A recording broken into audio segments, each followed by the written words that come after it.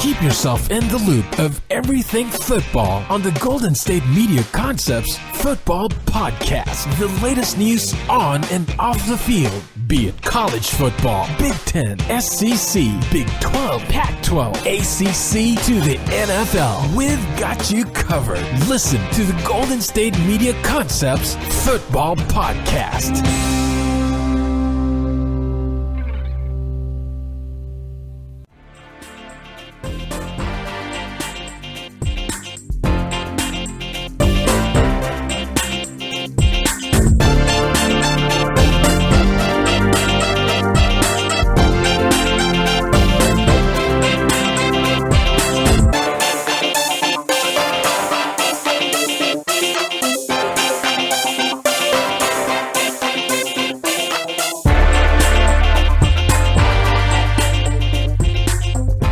And welcome to the GSMC Football Podcast, brought to you by the GSMC Podcast Network. I'm your host, Jeff Malinoff. I am back in this host seat. With me is my other host, my partner in crime, my Robin to my Batman, Marc Souza. How you doing, buddy?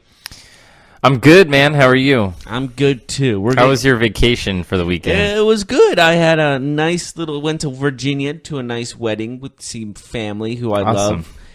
Shout out to Carly and John. Congratulations, you guys. Love you guys to death. Anyways, we're moving on. Do they listen? I hope they do. They probably will eventually. Guess we'll find out today, huh? I guess we will, yeah. Anyways, moving on. We have a lot to talk about with the world of football, especially college football, because a lot of upsets happened. Yeah, we had quite a few, especially in the bottom part of the top 25. I wanted to start off, though, with pretty much the game of the week. Georgia beats Florida 36-17. Number 7 ranked Georgia defeats number 9 ranked Florida. Impressive win by the Bulldogs in that storied rivalry between those two schools. Very impressed. Very impressed. I like that they were able to win that game handily. They were able to make a statement in their quest to be in the college football playoff. It was definitely a nice statement win for them. Yeah, absolutely. Speaking of Florida teams, Florida State got their rear ends handed to them, losing by one of the biggest bloods in their matchup against Clemson. Do we even need to say the score? I mean, it was pretty brutal. It's interesting, man. Florida State, not the greatest at times for them. They're sitting at 4-4. They were national champions not too long ago, and now all of a sudden they're dropped off the face of the earth. Yeah, they had Jameis. Their Winston. recruiting must have been just awful this last couple of years. They've had a coaching change too, so yeah, but usually you still get players coming there because of the history and the legacy of Florida State. Like Deion Sanders was there, and so on and so forth. And you just had the Heisman winner and Jameis Winston there. And you just expect things to have a certain aspect that will always be able to compete. And this team is not competing. No, and that makes you concerned. As somebody who's a fan of Florida State, they got to think. They got to be wondering if, Willie Taggart's the right man for the job. They got to wonder at this point, when do you make a coaching change? It's got to be something that they've talked about. It's just, you know how it is in college football, especially. It's when the team's not performing, the coach is going to get all the credit and all the blame. So, interesting times in Florida State. We'll see how long it takes. We'll see if their coach can survive this game, this week, this season. See if they look to make a change here in the near future. Yeah, I don't know if coaching, I think just maybe scouting or someone that could be good at recruiting guys. Well, recruiting is on the coach, right? Yeah, true, but you also got to look at the scouts also, look at the right situations there. But also, yes, you need a coach that brings guys in, like Harbaugh, for example, in Michigan. He brings a lot of good players in because of his legacy with the 49ers as well as with Stanford before then. So it really is all about who the coach is and who kids want to play for. Speaking of Stanford, they lose to Washington State, number 14 Cougars. They beat the Stanford Cardinal, number 24 ranked Stanford, 41-38. Another impressive win for the Cougars as they look to their quest to climb the charts, make some noise. I know it's very unlikely that they'll make the college football playoff as of right now, but you never know. There's still a lot of games left. If they can continue to win, maybe they have a shot at getting in. But it was a nice come-from-behind win. They take the lead with, 17 seconds left in the game to win. Just a nice victory for Washington State as they get by another top 25 ranked Pac-12 team. Yes, absolutely. They're really showing that they are able to compete with the best teams in the nation. But as for making it into the college football playoff, they're close but no cigar. Yeah, I mean, as of right now, they're sitting at 10th, but there's still time for them to move up. They can make some noise if they win out. It is possible, no doubt about it, but there is still a long shot. At this point, it's looking like even if they win out, it'll be an argument between them and a team that has 2 losses. Yeah, so, true. We'll see. That's kind of the problem with the whole college ranking thing, because you will, like, especially in a situation like that, they're going to not be looked at as highly as some of the other teams. Well, one team that was in front of them that is now behind them is Texas, and they lose to Oklahoma State. Handily. Or almost handily. Well, I mean, they made it close, but yes. They were losing by a lot at one point. They lose. Number 6 Texas lose to unranked Oklahoma State. So that's a big upset. That game moves Texas to, where are they at now, Jeff? They're number 15 now. So it drops them 9 spots. So that's a team that Washington State, has moved past just this weekend. Very, very surprising that Texas loses this game. You would think that they would win this game handily and they'd move on, see if they can get in the playoff, but they lose. So what do you make of this? Even though their college football playoff aspirations for this year are done, I think they can still make a comeback for next season. I think there's still hope for this team in the next couple of years. This team still is young. Like, there's still some guys that are freshmen. They're playing extremely well. So this team's not going anywhere for a little bit. And I think this will help the recruiting in the later times. Yeah, Notre Dame takes care of Navy 44-22. We also see Oklahoma, number 8 ranked Oklahoma, takes care of Kansas State 51-14. So Oklahoma, they move past Texas now in the rankings. They move to 7. So they're also in the conversation for the college football playoffs as we get closer and closer to the end of the season, the end of the regular season, before conference championships and those fun events. So we saw number 16 Texas A&M lose to Mississippi State, following the trend this weekend of ranked teams getting knocked out by unranked opponents. What do you make of that, Jeff? Texas A&M, 13 points. They lose to Mississippi State, who's not a bad football team in their own right, but 28-13. Well, they moved up into the top 25, but Texas A&M is now down to number 25. So they dropped a big time, too. Mm-hmm. Kentucky almost followed suit with losing to an unranked opponent as they beat Missouri. Number 12 Kentucky beats unranked Missouri 15-14. So absolutely insane. Absolutely insane. They win that game on a walk-off touchdown. I don't know if you saw it or not, but 2-yard touchdown pass as time expires for Kentucky. Yes, yeah. Kentucky, a basketball school. A basketball school. They're pretty high. They've been doing very well this last couple of years. Yeah, so they're now 11. They only move up 1 spot, but still they did what they needed to do. They won by the skin of their teeth. Yeah, absolutely.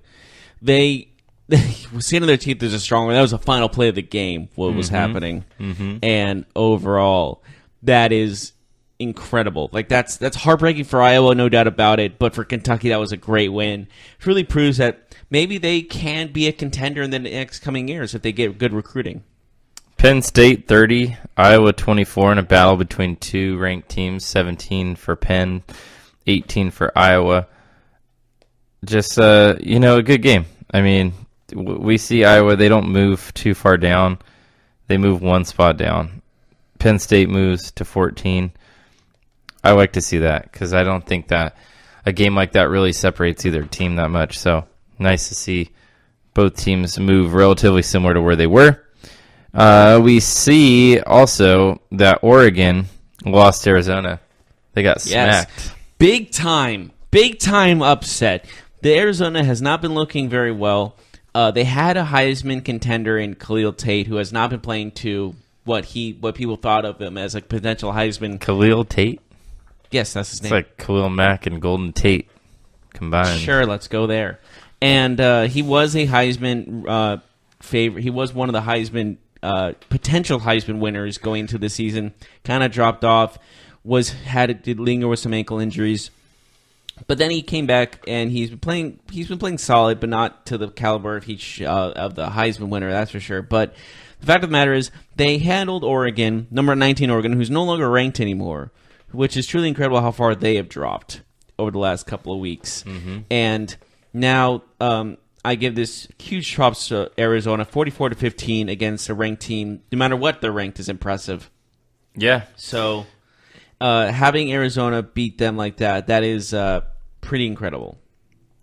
We'll keep following this trend of ranked opponents losing. Wisconsin loses to Northwestern. Unranked Northwestern 31.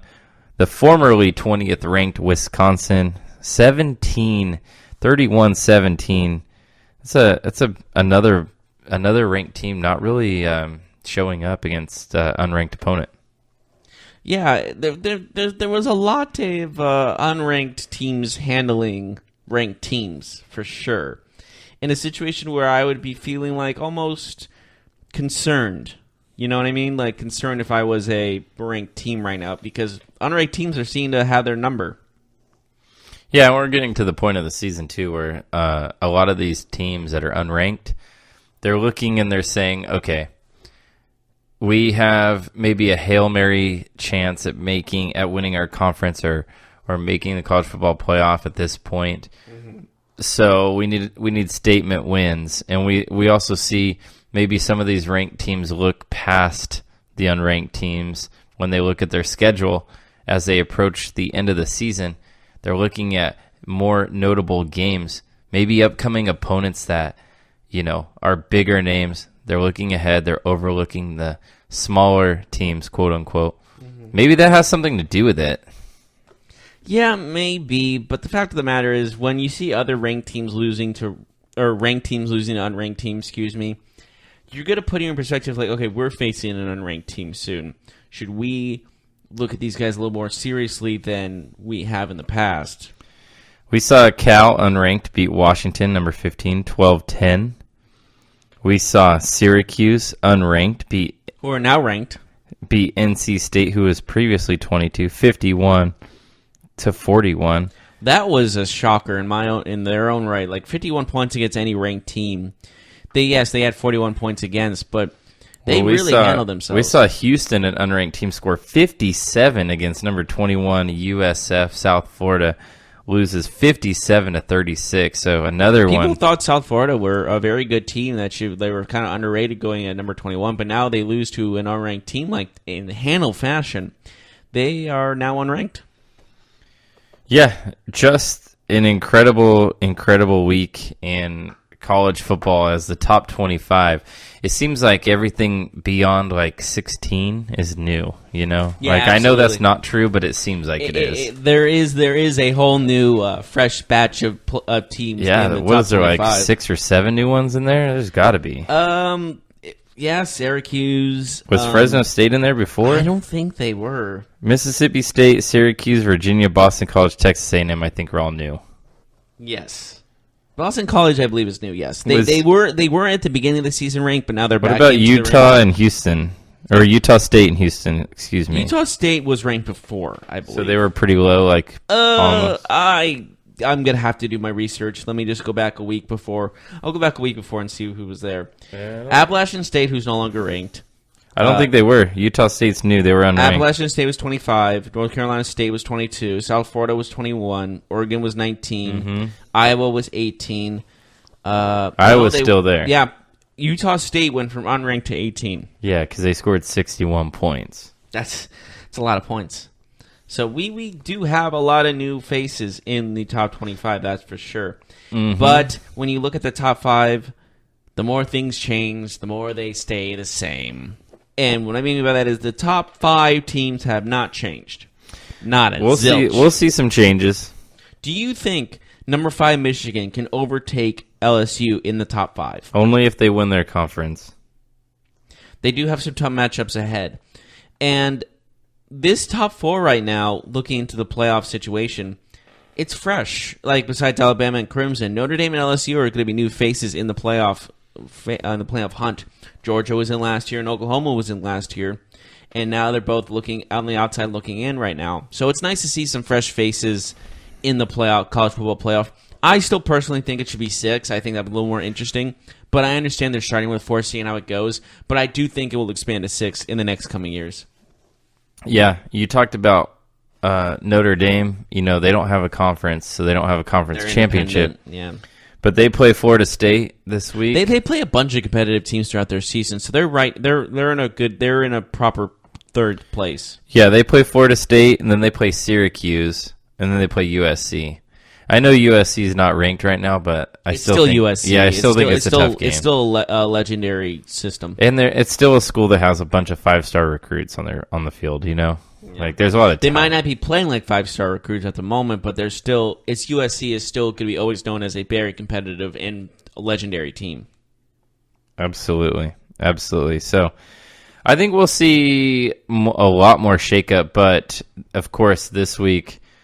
Not a whole lot at the top, just a lot at the bottom. But, man, it's wide open right now. And next week there are no, big... Except for, of course, LSU and Alabama 1 and 4, which is going to be a huge factor in the college football playoff. Other than that, it's a lot of unranked teams versus LSU needs to win that game. If they lose, I think they're out. Alabama needs to win this game also. I think Alabama can lose and still be in. But they'll be number 3. Maybe number 2. But Alabama will be fine, though. This is a must-win game for LSU because they lose this, they're not in the playoffs. 2 losses makes you no playoff. It's going to be hard. It would be incredibly difficult. Michigan wants them to lose because, honestly, Michigan takes that 4th spot if LSU loses. But Michigan also has to beat Penn State. But any team in the top 10 is really hoping for LSU to lose rather than Alabama because Alabama is still going to be higher than most of them after they lose. Where LSU, if they lose, they could drop out of the top 10 depending on what that loss looks like. Mm-hmm. They can move down a spot or 2, but they could actually move down. What if LSU loses to Alabama by 2 or 3 or 4 touchdowns? I mean, then you're probably looking at 10 or lower. Yeah, absolutely. But it's a very exciting time in college football, that's for sure. And we are looking at a lot of close matchups. Like Michigan, even though Penn State's is not ranked, they're facing Michigan, so it's a very important game. It's a big game. So. What do you say we take a break and we come back? Okay, fine. We dive into Week 8 of the NFL. We'll talk about, here in the next 2 segments, we'll break down all the action that happened this weekend, all the games that happened on Sunday. We have a lot to talk about, some notable NFC matchups.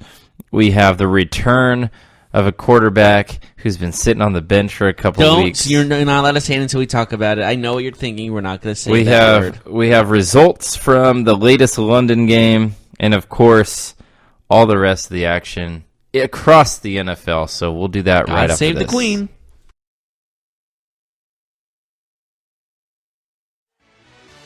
Are you looking for help for your fantasy football team? Check out the GSMC Fantasy Football Podcast. Get today's best advice on who to start, who to sit, even who you should draft. From sleeper picks to red-hot lineups, they got it all covered for you. That's gsmcpodcast.com/fantasy-football-podcast. We'll cover traditional leagues, dynasty, PPR, even IDP leagues. When you need fantasy help, there's just one show to hit up. Don't forget to like them on Facebook and follow them on Twitter. Visit gsmcpodcast.com for more info.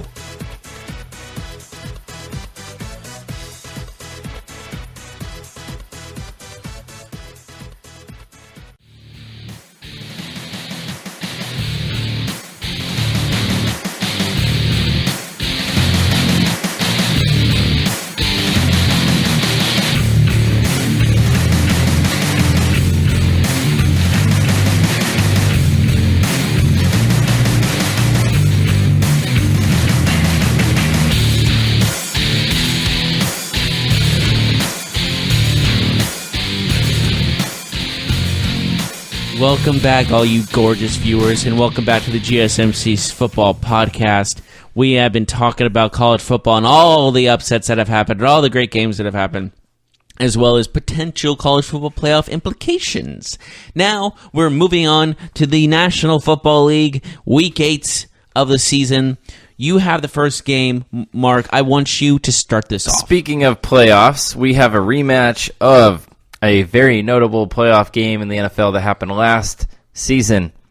Last night's NBC Sunday Night Football game, of course, is the game I'm talking about. The New Orleans Saints, they beat the Minnesota Vikings 30-20. They just dominated this game. They made too many defensive plays for the Vikings to overcome. You look at the numbers, Breeze, he actually threw his first interception of the season, which is incredible to say out loud. But after halfway through the season, by the way. Yeah, so he's on pace to throw 2. We'll see. I'm pretty sure he'll throw more than 2 interceptions, but it's just incredible. I wouldn't be surprised if it's only 2. What if he threw like 40 touchdowns and 2 picks? That would, if That's he didn't MVP. win MVP. That's a travesty. But he's never won MVP. He's never won MVP. It's between him and Todd Gurley. I think we both agree on that. So Breeze has a pretty quiet game, very efficient. But again, the Vikings kind of were their own enemy in this game as they turned the ball over a couple times. They just had... If only they had Case Keenum. Oh, God. They needed that Keenum to Diggs connection at the end of the game. But they also need the safety to miss the tackle by a mile and hit his own player.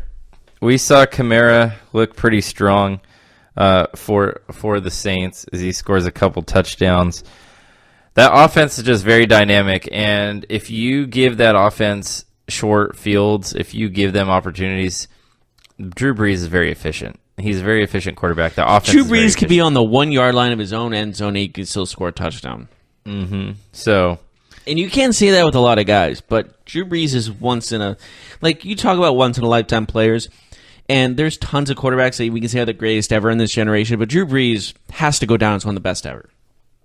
Oh yeah, absolutely. And Kirk Cousins, he's still underrated. Isn't that unbelievable? Cousins had a decent game, but when they were down 20-13, he throws a brutal interception for a touchdown, a 45-yard pick six. Kind of sealed it, didn't it?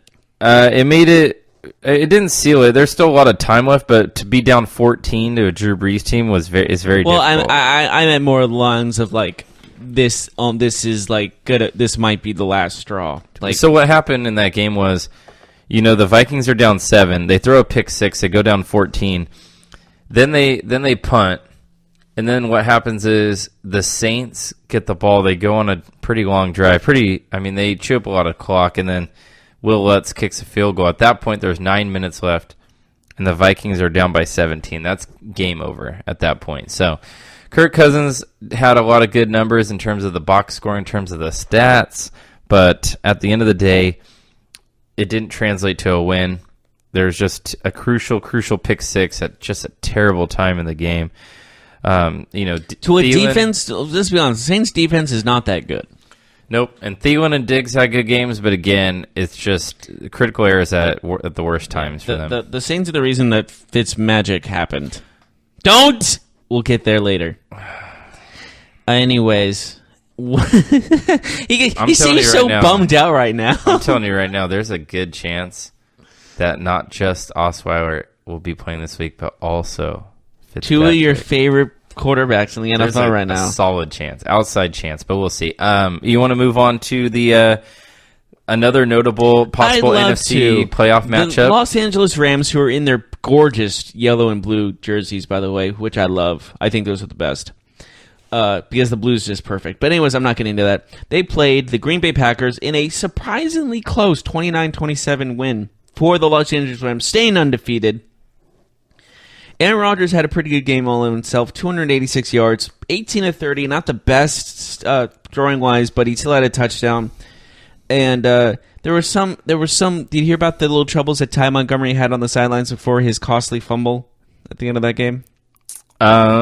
He was taken out. Oh, okay. Yeah, we have breaking news. We have to talk about this. Ian Rappaport has reported it. It is finally happened. The Browns head coach, Hugh Jackson, is officially fired. He is done. It is over. After all this time, it is finally done. 3-36-1 record over the past 3 seasons, and he's finally fired. It's over. The Cleveland celebrates. Cleveland is in the streets. They're having a parade as we speak, probably. I have a stat here for you. Go for it. Bring it. Since the Cleveland Indians introduced Terry Francona as their manager in 2012, the Browns have fired Pat Shurmur, Rod Chudzinski, Mike Pett, and Hugh Jackson. The Cavs have fired Byron Scott, Mike Brown, David Blatt, and Tyronn Lue in that time. 8 different coaches. And the Indians have kept one I don't know. One constant I don't know how Hugh Cleveland... Jackson has lasted this long. 0-16 should have been what ended him. 0-16 should have been when he... I'm sorry, no coach should keep his job after 1-15 and then 0-16. I don't care. I do not care who is on your team. Can I finish, please? Go ahead. I don't care who is on your team. You're in the NFL. You win 1 game in 2 seasons, you're fired. I don't care who is on your team. You're in the NFL. You should not be only winning 1 game in 2 seasons. Not for long, right? Right. And it should have been not for long. This lasted way longer than it should have.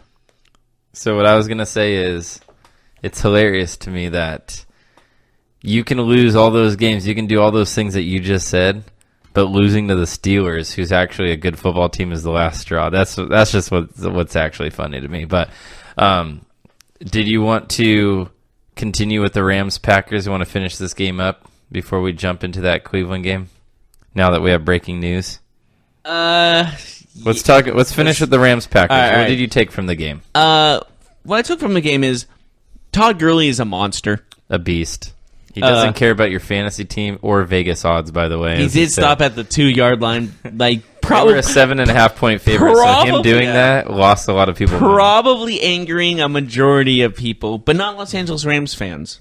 But he did the right thing. He did the smart football thing, and they won the game. He had 25 attempts, which honestly is kind of less for him. He should be getting at least 30, in my opinion, for 114 yards, but yet no touchdowns. But he still had 114 yards, 4.6 yards average.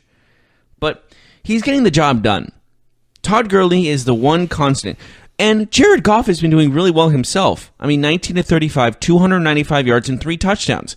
Both the Goff and Gurley are getting the job done. This offense is absolutely deadly. They're number 1 in the NFL for a reason. And Gurley did have a receiving touchdown this game. He had no rushing, but did have a receiving touchdown. Almost 100 yards receiving also in this game. This team looks unstoppable. I don't know a team that could beat them right now.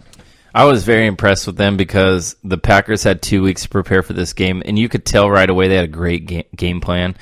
The Rams were a little bit flustered in the first half. They really couldn't find their rhythm. They had 3 and outs. They had the lowest percentage of 3 and outs in the NFL. I know they had at least 2, possibly 3 in the first half. Their offense just looked off. The Packers really knew how to play them. But what I really liked about the Rams win and why I think they're the most dangerous team in the NFL is that in a day where they didn't have it going for them, it just seemed like nothing was working as it should, they still won the game. They scored 29 points, which is not bad when you talk about their struggles, especially in the first half on offense. It's just a big win for them. Like it's a game where you could see in the first half, you could be like, oh, they don't have it today. They're going to lose. But they didn't. They won. They won the game 29-27. Could have been worse. But again, Gurley goes down at the 2 to preserve the win, run the clock out. Impressive win for Sean McVay and that young Rams football team. I don't say this that often, but 16-0 for the Rams doesn't seem unlikely. I would say that the Rams will be resting their starters for at least the last 2 weeks of the NFL season, so I don't think they'll go 16-0. Depending on their record, I don't think that matters to them, but we'll see. Well, it's up to them, isn't it?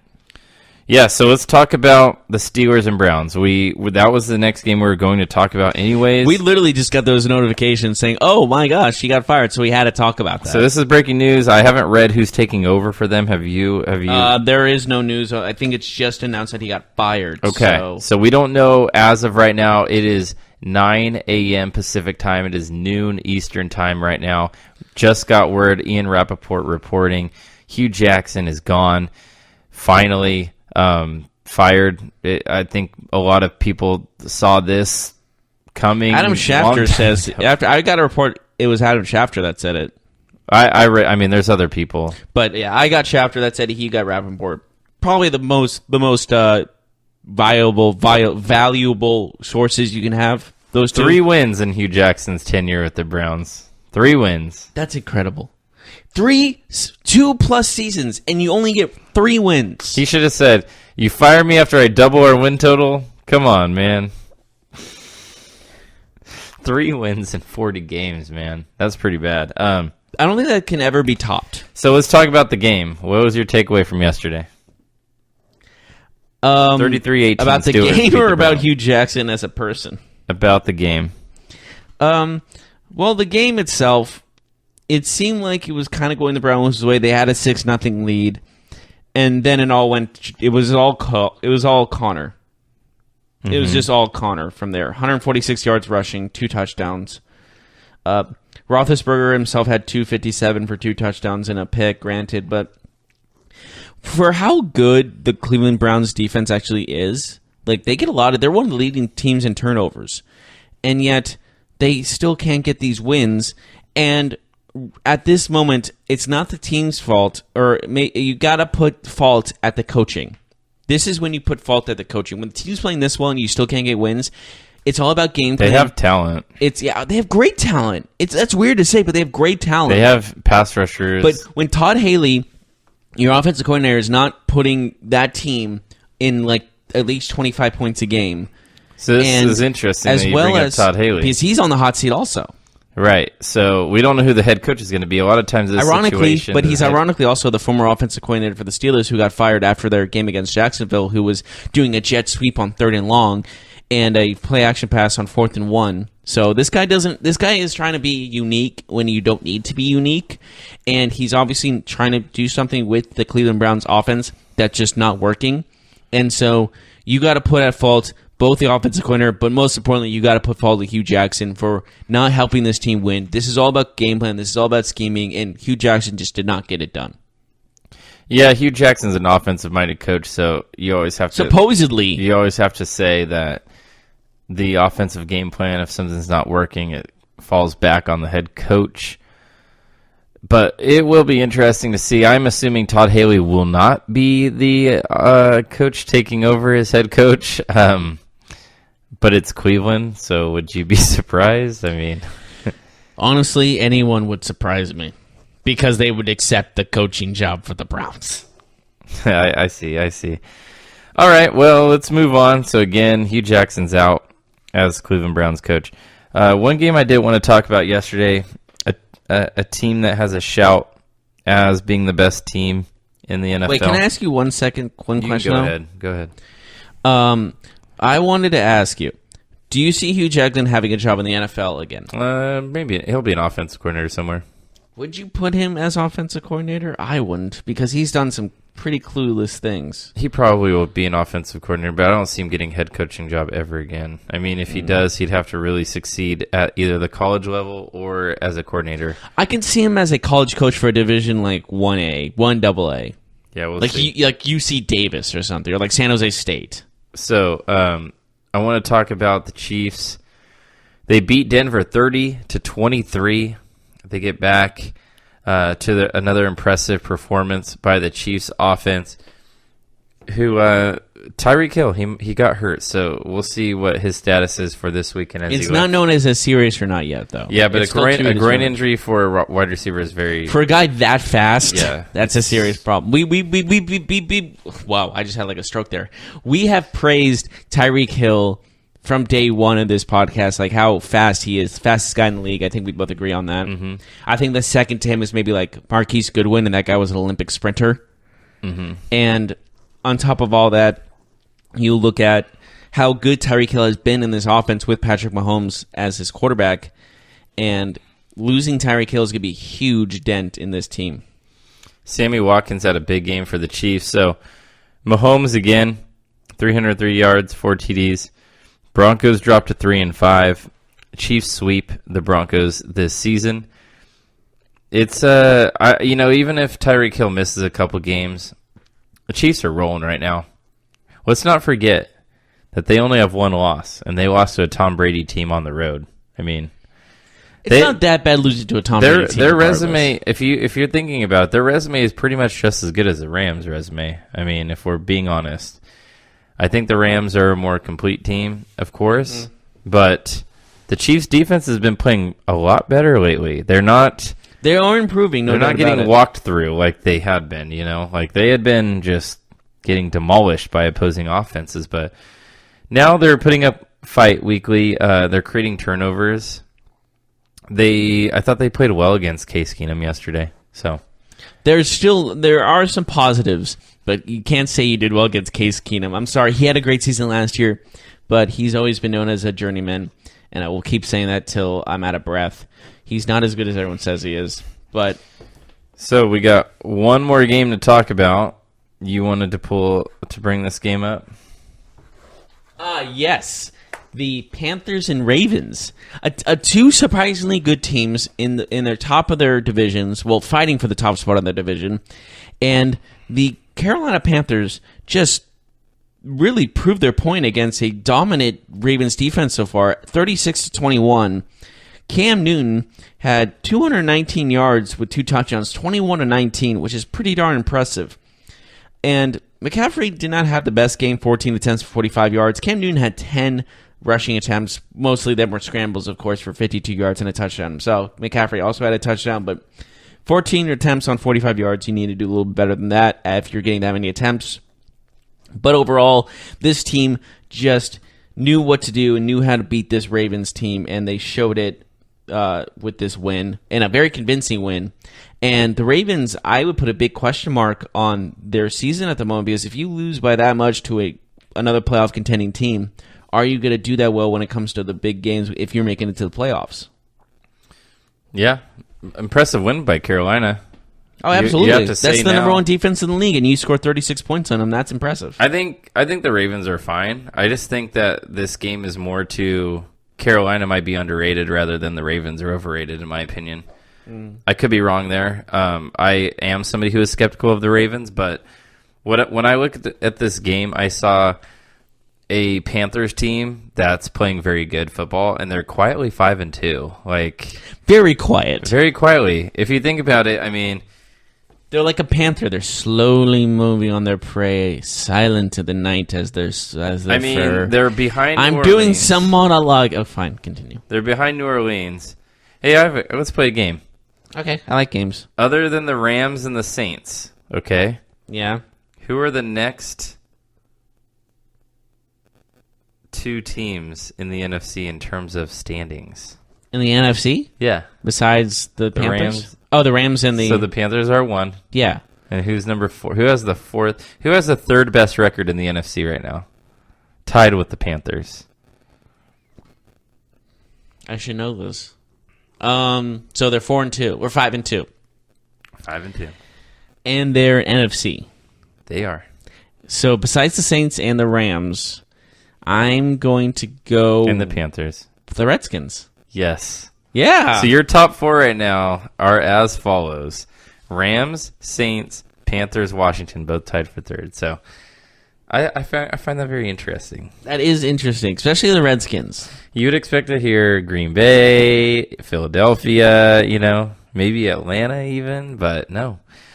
So yeah, interesting game, I will say. I think we need to take a quick break, and then when we come back, Jeff, we'll talk about the remaining 7 games that happened yesterday. We'll quickly go through them, and then in the last segment coming up, we'll talk about Monday Night Football as the Patriots play the Bills in just a thrilling preview. I mean, I can't think of a game that would be any more exciting than these two, wouldn't you say?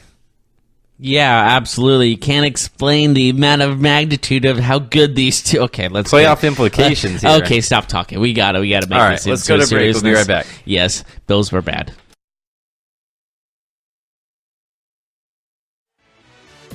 Check out the show that's built on the MMA. From the UFC to extreme cage fighting, they got the fights covered. Check out the GSMC MMA podcast. Get the latest news on past or upcoming fights. Join us as we talk to and about some of the biggest names in the MMA, past, present, and future. When it's the fight game, there's just one show to check out. GSMCpodcast.com/MMA-podcast. Don't forget to like them on Facebook and follow them on Twitter. Visit GSMCpodcast.com for more info.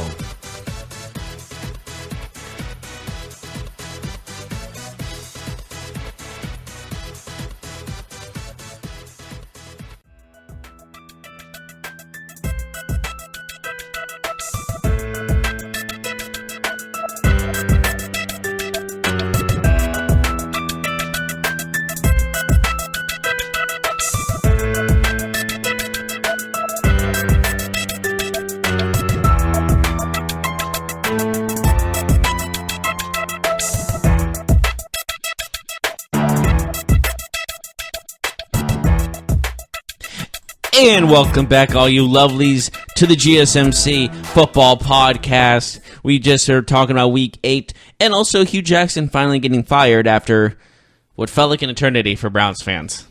Absolutely. But now we're moving on to another team in Ohio, the Cincinnati Bengals, as they defeated the Buccaneers. You have that score, don't you, my friend? Yeah, 37-34. The Bengals blew a lead, but they get the game-winning kick late to go up 37-34 to win the football game as time expires. But they almost blew this game. They were up 34-19. They almost blew it out of 34-16, They almost blew it out of a cannon. Huh? Get it? Yeah. Get the it? Bucks. Yeah. Like 34-16. But they almost blow this game as they allow Ryan Fitzmagic. I thought we were done with this. We saw the return of Fitzpatrick. Jameis Winston got benched after some terrible interceptions. He threw a pick six late in the third quarter. Fitzpatrick tried to rally the troops, and he almost did. Got to give him credit. So, a quarterback controversy that we have in Tampa Bay. Jeff, who are you taking in this controversy? Well, there's one. You got one, and you got Jameis Winston. Has thrown 10 interceptions since he first took the starting job back from Fitzpatrick. Patrick, keyword. And then you have Ryan Fitzpatrick. So who are you going with? I'm in the middle of doing my observation, so please do not interrupt. Any day now. Rude. And he has had some stellar games, over 400 yards passing in multiple games in the beginning of the season.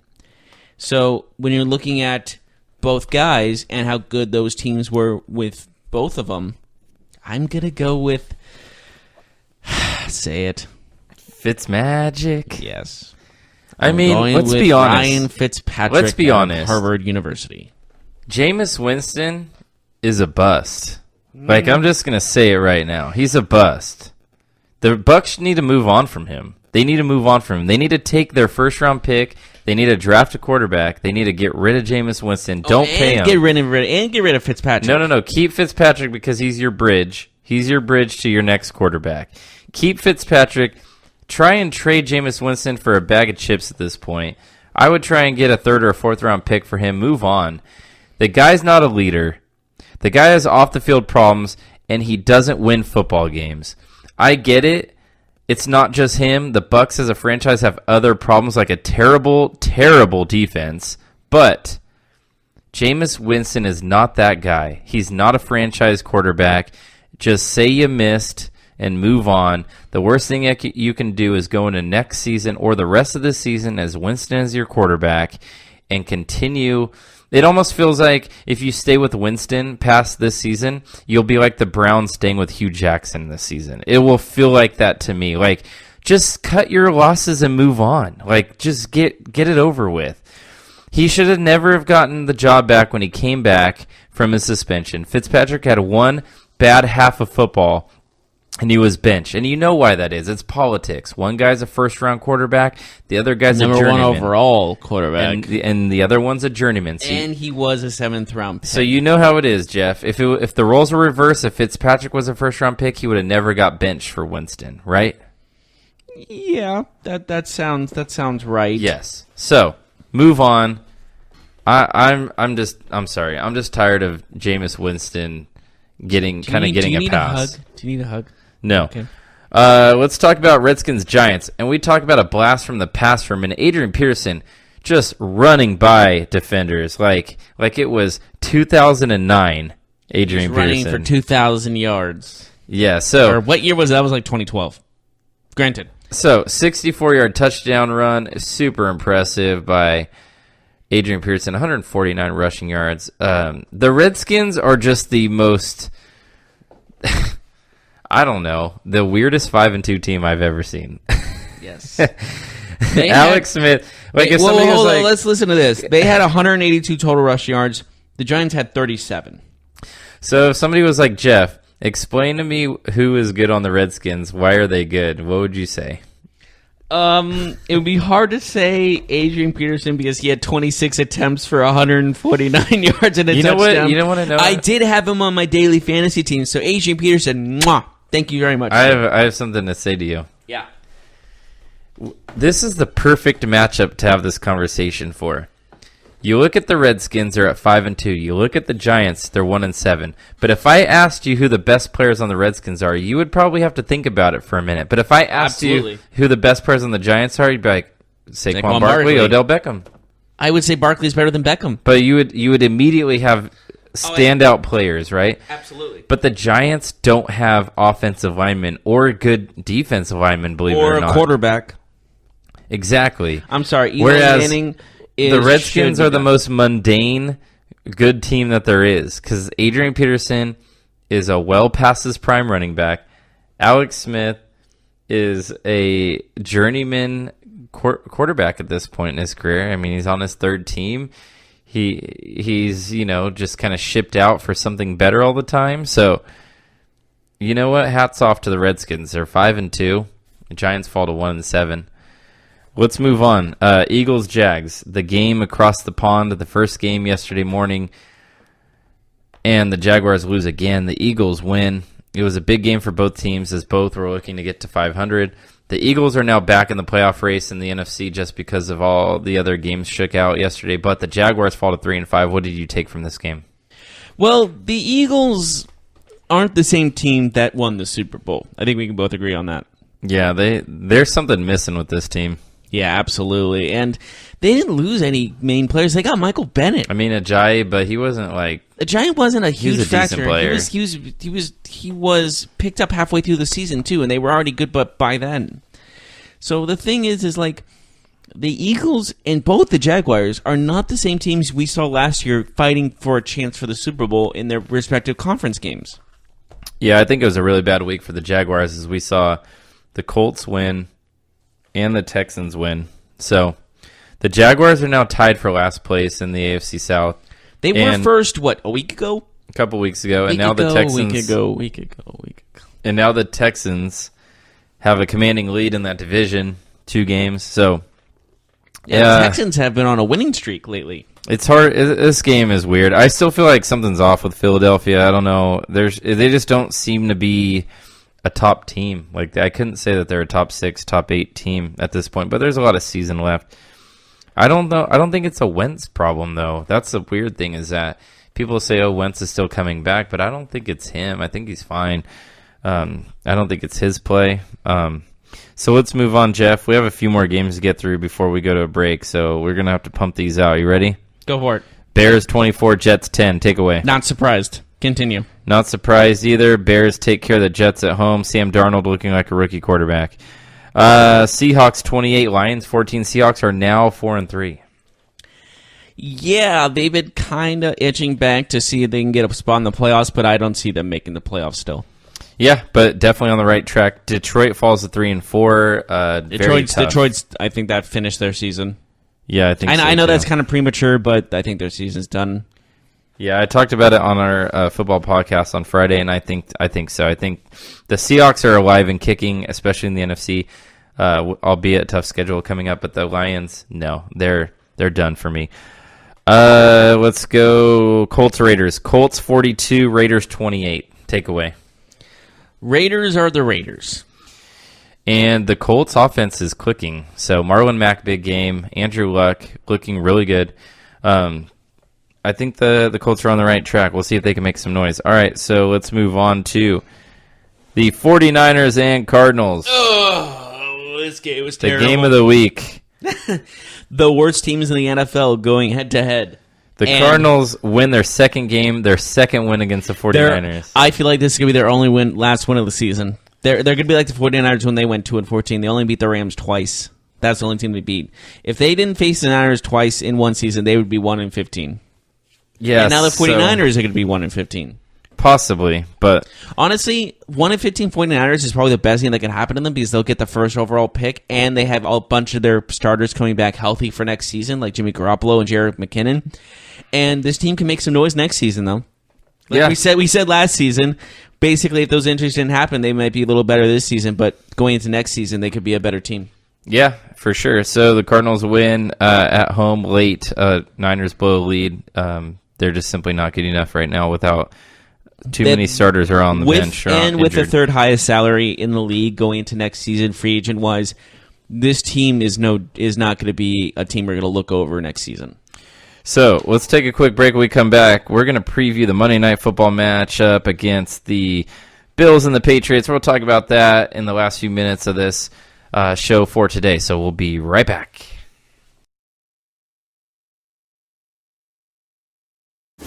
Check out the show built around the women of MMA. From the UFC to the extreme cage fighting, we got the fights covered. Listen. It's the Golden State Media Concepts Women's MMA Podcast. The latest news of upcoming fights, discussions of previous matches. Join us as we talk to and about the biggest names in women's mixed martial arts, past, present, and future. When it's the women's fight game, you know where to listen to. The Golden State Media Concepts Women's MMA Podcast.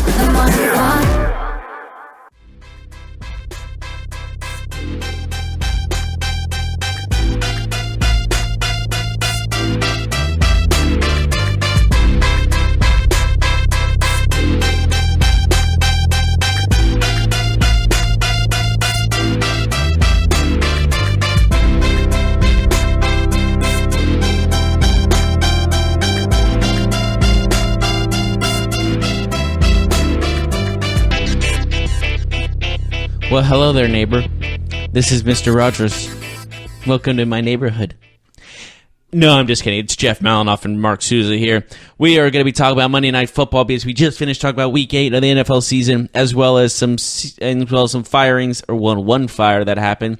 For those of you who were just joining us, or who skipped the middle of the whole podcast and went for the ending segment, Hugh Jackson has been fired from his job with the Browns. At last, they're free. That's what the tweets have been saying on Twitter. But anyways, let's moving on to the Monday Night Football matchup between the Buffalo Bills and the New England Patriots. Both teams from the AFC East looking to fight for the division. I'm just kidding. It's all Patriots because the Bills are 2-5. Why must we have to endure this football game on Monday night? How did they destroy the Minnesota Vikings again? I just want to know. Okay, here's my thing. I get it, it's a rivalry game. Like it's not really a rivalry game. It's an AFC East rivalry game, but yeah, supposedly. When they made this schedule, did they really think that this game had any chance of being good? Like, did they really think, what was in their wildest dreams? That Josh Allen would light the league on fire and the Bills would be 5-2? Like, what was the goal here? Because I feel like everything is just kind of it's Tom Brady. Yeah, right. But I mean, like, you would think that, like, you know, the Chiefs, Patriots, you know, would be like the Monday night game, or you know what I mean. Like, there's other games that happen this weekend. I get it, Tom Brady's a draw, but there's other good games on the Patriots schedule that you would find them on primetime, not against the Buffalo Bills. That sounds like just the early game on CBS to me. So this is true. What do you see in this game, Jeff? Give me the one way that the Bills can win this football game. Go.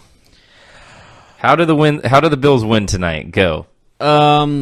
They have to honor a certain ritual that has to do with voodoo that gets Tom Brady out of the game. Interesting. So maybe kidnapping Tom Brady is the one way that the Bills can No, win? it's got to be a ritual, some sort of sacrifice with a goat.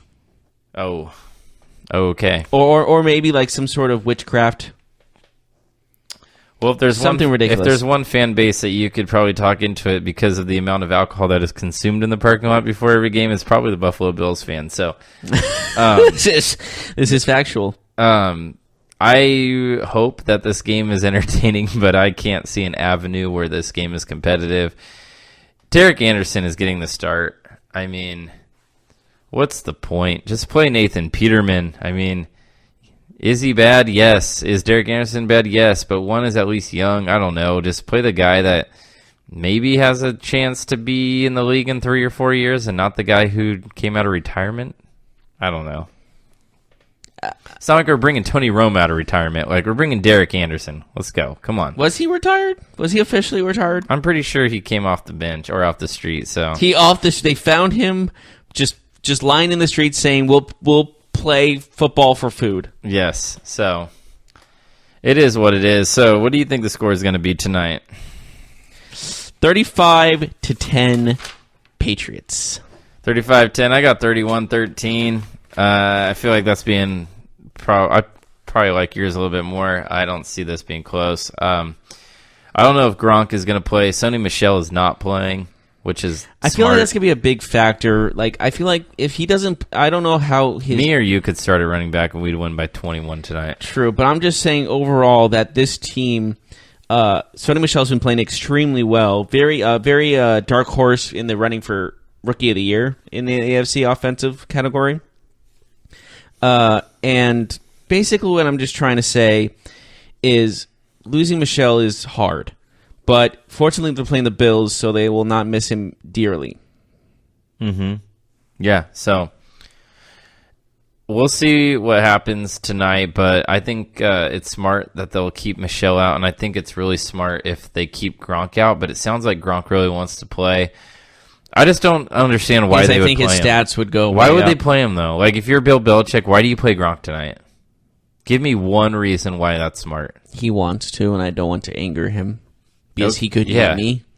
Yeah, but all it takes is, hey, Gronk, I realize you really want to play tonight, but we really want to win a Super Bowl, and we need you healthy. So he has a back injury. Do they really need to win another Super Bowl? He has a back injury. Like, you don't want to be... He's had injuries his whole career. Let's get real. So keep him off the field until it counts, in my opinion, or at least in better games, and games where they might need him to win. They don't need Gronk to win tonight, so... It would be something... They don't need Tom Brady to win tonight, to be honest. But wouldn't it be something if Gronk plays tonight and gets injured, and then they win by 40 points, and they lose Gronk for the rest of the season or for 4 or 5 weeks in meaningful games? Like, I think that would be devastating, you know? Like, yes, Gronk isn't having the biggest season of his career, but he's still a force to be reckoned with, and he is somebody... He's still a top 5 tight end. And he makes that offense tick because you have to focus on him, which helps Edelman, Gordon, Michel, everyone else. What did you say the score is going to be? What was your prediction? So you had 35-10. I had 31-13. Yours seems kind of odd compared to mine, but I see 31-13 also. I just see the Patriots letting off the gas a little bit, you know?